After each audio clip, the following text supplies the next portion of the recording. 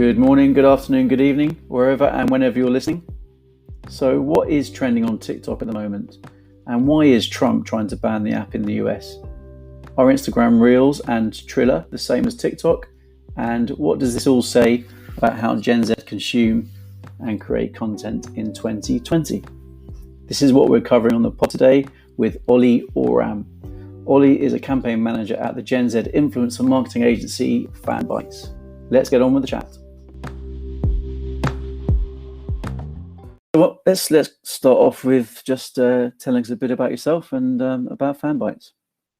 Cool. So Fanbytes is a Gen Z orientated agency based in, working at home at the moment, but based in East London, Shoreditch. Mm-hmm. And we work across different platforms, whether that be Snapchat, Instagram, or as is the big topic, TikTok, and find ways to basically link influencers with brands and kind of work as almost like the creative go-between and use influencers and our talent to kind of bring a brand's campaign to life and help them reach Gen Z. And what do you do at Fanbytes? What's your role? So I'm a campaign manager, so I work across all our different types of campaigns, whether that be for apps, music, entertainment, e-commerce. So that kind of gives me, I suppose, quite an interesting insight, and no 2 days are the same at Fanbytes at all. Yeah, I bet. Yeah, for sure, absolutely. And so, see, like the last few months, there's been, kind of TikTok has kind of got into the mainstream. It's been around for a long time, but particularly there's been lots of news around it, around lockdown, and how TikTok has continued to become popular, and it's kind of made its way into the mainstream. Yeah. And there's Instagram introducing Reels, and then there's talk of Triller.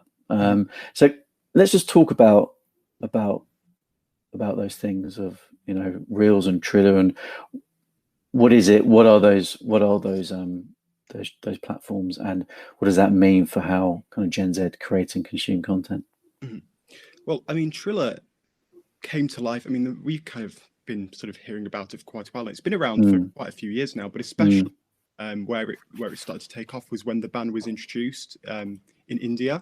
So when India banned TikTok, quite a lot of their audience, TikTok's original audience, went over to Triller, and that's because sort of the user experience is very serious. It's sort of sort of similar. It's a short form video platform, works in the same sense whereby you'll have a tailored feed that you kind of flick up and down and can consume like very short videos. Yeah. And Triller's built up now a user base of 26 million users a month, which, although is quite dwarfed by TikTok's current user base, it's still fast growing, and it's really moving up the ranks. And they're kind of putting a lot of money into marketing at the moment to really ensure that they can kind of grab as much of the market as possible.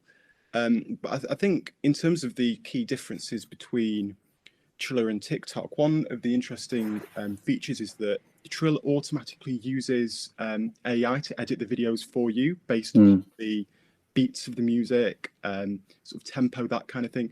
And Triller is geared more towards music-based content. So Triller algorithm sort of favors pieces of content that use particular music. And also as well, in terms of the money that goes into it, their major investors are some of the biggest labels, but also people like Kendrick Lamar, Snoop Dogg have put a lot of money into Triller. And then also, I suppose from an artist perspective as well, song usage on Triller counts as a stream. So you kind of get paid when an artist's song is used on Triller, they get paid the industry rate, whereas on other platforms, they're not paid the same. So there is that's good.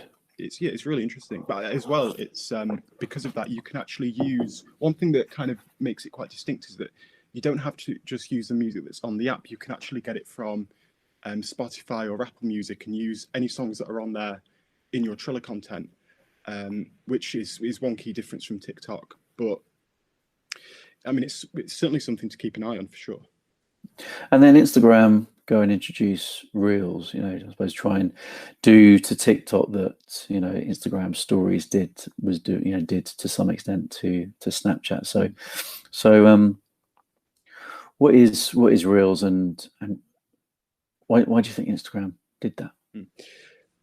Well, actually, just mentioning Snapchat, just as a quick side note to that as well, it's quite interesting as well because they've actually started working with music publishers to introduce a feature whereby you can actually use music on your snaps, which hasn't actually been something you'll be able to do in the past. But Yeah. in terms of Reels, so again, very, very similar format. So flick up and down, see it in feed. When you post a Reel, it will either be seen on the user's feed itself or on the explore page. And of course, Instagram has a long history of Instagram and Facebook have a long history, I guess, of maybe copying ideas. So you have Instagram stories, which came from Snapchat, and then you have IGTV, which at the time was seen as a big threat to YouTube. Of course, IGTV never really took off. And we don't really see brands particularly engaging with it that much, and not really users, to be honest. But Reels are interesting because I think one of their big downsides is that the algorithm is nowhere near as sophisticated as TikTok. So TikTok and Triller to an extent as well favor creativity. It's not about how big you are as a creator. Everyone has the opportunity to be seen. If you go through a Reels feed on the explore page, it is just primarily big creators. I'm not convinced that anyone would be able to grow a following purely from zero making Reels on Instagram. But I do think, especially in terms of if there's sort of capacity for brands to use it, regardless of how it pans out in the future, there's a lot of attention on Reels at the moment. And of course, as we've said, it's the brands who pioneer something first that reap the benefits of it. So despite anything, I do certainly think it's something for brands to look at, because I mean, all the attention's on it at the moment. You have, like, even on Triller, you have brands jumping on it. Chipotle, for example, who are known as early pioneers to these sorts of platforms, have grown a massive following on Triller as well. And I do think that regardless of whether or not they're able to take up, whether Reels are able to take up some of the market from the other platforms, it'll be interesting to see which brands jump on it first. And of course, we're starting to run Reels campaigns ourselves. So time will tell. Yeah, that's good. And with it seems with Reels, I think you're absolutely right. It's kind of Reels is copying the TikTok format, but actually isn't on the money when it comes to what one of the reasons why TikTok is so popular is because of that democratic algorithm. The level playing field, which means anyone on TikTok can get big reach and good engagement without a big following. Sure.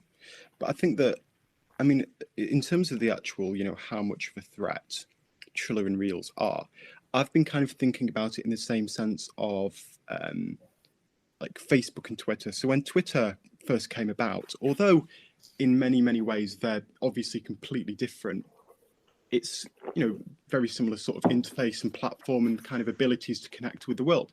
But of course, it wasn't as if Twitter took the market from Facebook. They both were able to coexist. So there is, of course, the opportunity there that Triller and TikTok, for example, will be able to coexist, especially as Triller is a lot more focused on music itself. And TikTok, in many respects, is more kind of meme-based and sort of Gen Z culture.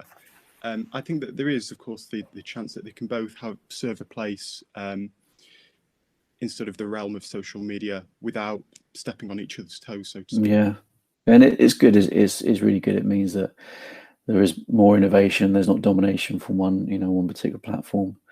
You could argue that has been the case, for quite a bit of the last 10+ years. So it's good to see different platforms, being successful at the same time at various levels. And yes. I mean, what do you think? With what Snapchat have been doing in terms of adding TikTok elements to what they're doing in terms of using audio, music, and Triller, albeit focused on music and Reels. What does that say about Gen Z's kind of how they create and consume content? Why are they there? I think that in the sort of the music sense as well, I feel like it's always been about, obviously now more than ever, music is so easily consumed. And of course, there's always been sort of culturally with artists, there's always been sort of masses of pop culture around music and artists and genres in the past. And I feel like platforms like Triller and TikTok make it so much easier to express that. And of course, in many ways, music especially feeds in a lot to sort of the dialogue of the times and what's really sort of working at the moment. And I think that these platforms make it really easy for people to take the kind of more cultural aspects from music and portray it. Yeah, for sure. And is there, I mean, it's amazing really. You kind of look at the difference between generations, and it can only be a few years. But I know people who are like even a few years older than younger siblings, and they use social media very differently. So do you think there's some sort of connection with the fact that younger generations are so used to using mobile phones and so used to, I suppose, being in video or shooting video or taking photos? This kind of TikTok and Reels and Triller is just a reflection of that, of the kind of move towards people creating content, being more happy to create content themselves. I mean, it's an interesting one. I think that it's all, in many respects, it's always been here in terms of you actually have with TikTok, especially, the ability for anybody to build a following and to be noticed for that following and have that ability to. And I think it all kind of almost goes back to kind of like reality TV in the sense. So of course now we're actually seeing that people are turning away from sort of longer programming and from traditional programming as well. But I feel like with the advent of shows like Big Brother and that sort of thing, those were all about giving the opportunity for sort of people who weren't noticed before to gain notoriety. And I think that part of the attraction of using these apps and going to Vine as well back in the day and then onto TikTok now, it's feeding into this this kind of attraction of everyone being able to have an opportunity to put themselves out there. And I feel like that's always been something that that's been of interest. Definitely. I remember when Twitter was launched, and getting on it in the early days. Is that thing about just being able to post something and straight instantaneously it's there. I remember back in during the Beijing Olympics, seeing a BBC journalist, sports journalist, tweeting at the closing ceremony of the Beijing Olympics, saying, "I'm in the center of the bird's nest." Wow. And I just kind of felt like I was there. It's fantastic. So that's I think, crazy. That it's amazing what social has done to communications. Absolutely. So we got TikTokers, partly because of lockdown, has became part of more mainstream conversation and is being featured in the news more. Of course, there has been another reason why TikTok has been mentioned, and that's because some news a few months ago from America. Yes. Let's have a chat about that. Really interesting.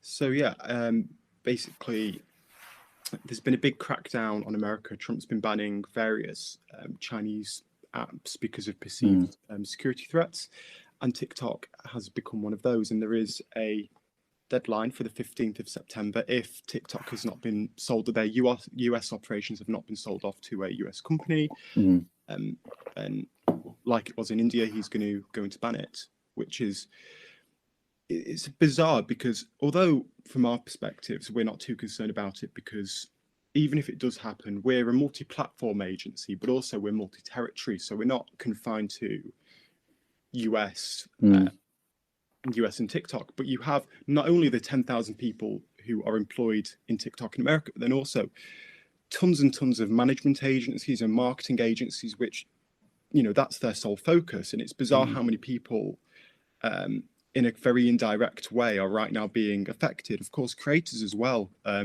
sort of worried about, in many senses, losing their jobs. And some of them have built up a very healthy career from TikTok in America.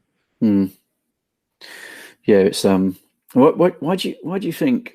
I don't want to get too political about it, but why do you think the ban has been kind of threatened Hmm. from Well, the US and Trump? I mean, officially the reasons are, security threats, and they Mm, keep track on loads of different data within the app. But of course, that's no different than, say, Facebook or yeah, Instagram or Twitter would do. absolutely. It's all to do with, of course, with an app that offers advertising, you're going to collect user data. That's how they make money. The data that's actually collected by TikTok in the US is stored in the US. It can't be accessed in China. So, of course, I mean, it all probably comes down to the this sort of dislike, or this, I suppose, this competition and this sort of this perceived threat that Trump has towards China.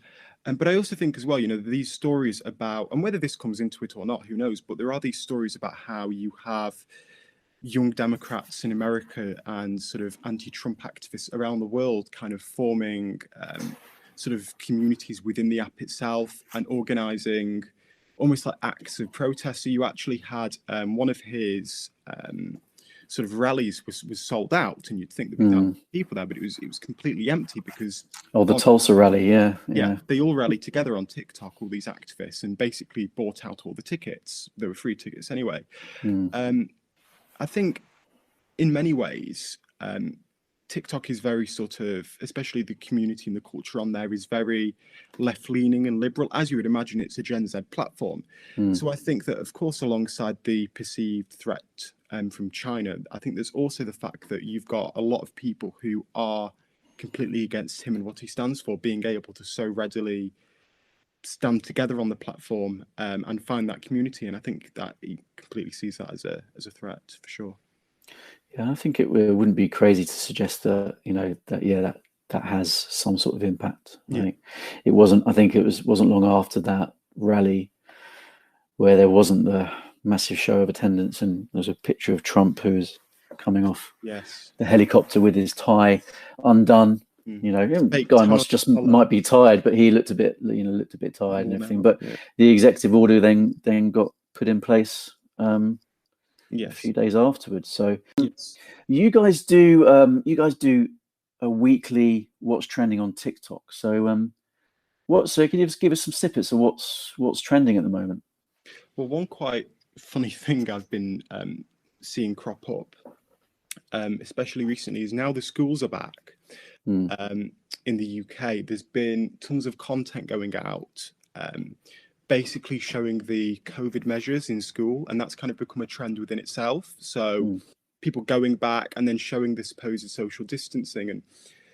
And from actually what we're seeing on TikTok, the main consensus is it just isn't happening. So I mean, who knows if anything's going to we might be in a very precarious situation come a month. But that's kind of interesting, seeing how getting this kind of insight and this kind of fly on the wall look into how the world's changed and how this has affected Gen Z through their eyes. But I think one of my favorite trends this week is the "you think you can hurt me" trend.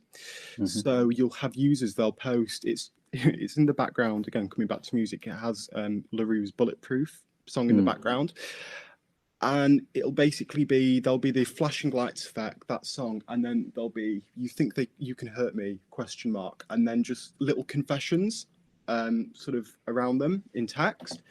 And some of them will be kind of like, not particularly, I wouldn't say funny, but maybe more things like, "I used to wet the bed until I was 12" and things like that. But then you have actually some really, really sort of deep insights from people talking about abuse or past relationships, or really quite sort of meaningful things that have happened in their lives. And I think again it also shows the openness of Gen Z and how much they're willing to kind of talk about these issues. And as well, it's this sense of community and banding people together and helping them find kind of like-minded people or find strength in very bizarre times. And I think that's really, really interesting in that sense, for sure.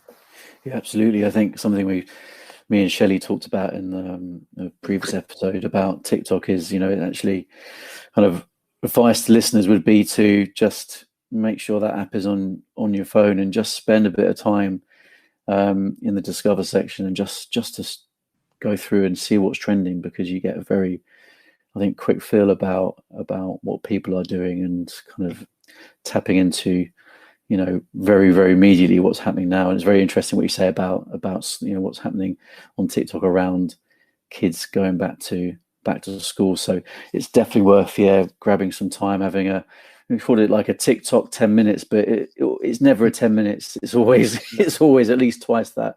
It can be very addictive, but it's definitely worth doing so that people can then I think they very quickly would start to get a feel for maybe how their organization, their brand could play a role on TikTok. Yes, exactly. Yeah. So you guys work with a whole host of companies in the entertainment space, music labels. Yes. So what, in terms of like kind of, what have you been doing at the moment? What have you been working on that's, I think, would be of particular interest to the people listening?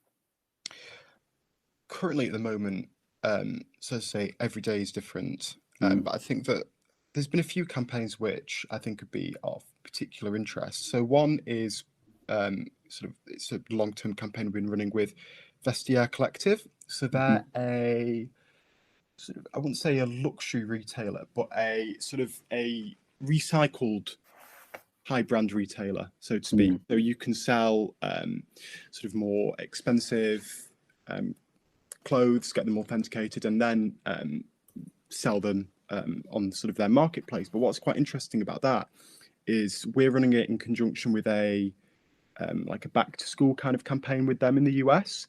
Yeah, nice. Because of course the stuff is affordable, but then also what you've got is Gen Z are increasingly turning away from fast fashion and towards things that are more ethical. And I think that's why this campaign has resonated really, really, really well on there, because I think as well the idea of thrifting and not necessarily chucking away clothes but recycling them is really, really, really popular, especially with all these sort of like stories that are coming about big fast fashion houses that are sort of exploiting workers around the world. I think that's why it's resonated really well. But I think another one which it's not necessarily a recent campaign, but it's one which I think is quite interesting, and it also shows as well how matching with the right influencers is pivotal. So we worked with a brand called Debut, and they're a graduate jobs app. So, so they basically came to us and wanted to run a campaign which was to onboard basically new graduates onto the app, get them using it. So what we actually did is we actually used influencers who not only had an audience that were of course UK students around that age, but actually got them to create content on their graduation day. And create content around the app, and then sort of alluding to being able to go straight into the job world through it. That was, I don't know how much you know about like app marketing, but that pulled in a 25 pence cost per install, which in the world of app marketing is like crazy, especially for how kind of specified it was. So we've kind of been on a long-term partnership with them, but I think especially getting them to create content in their hats and gowns really resonated well, because you want something that feels authentic, or else they're just not going to be interested. And it really hit that spot. I think there's a timing thing. Then it's obviously at a time when people are at graduation and involved in that, so there's relevance there. And also I think you're absolutely right in terms of actually creating the content actually with, I suppose, the guidelines or the principles of the platform in mind, not of the brand that's wanting to push the message. So that combination is great. What we do is I'll get the links to that, and I can put them in the episode description, so listeners can have a look at that and see what's going on both of those examples. Great. Well, I think that's about it. But thanks very much for your time, Ollie. It's been great to catch up. And say this is a bit of a shorter episode than usual, because it's kind of wanted to make it a bit of an updates thing of what's going on. So I think we'll certainly look at doing something again in the next few months. But thanks for your time. Have a good rest of the week. No, I will. Thanks, Ollie. Bye now. Been a pleasure.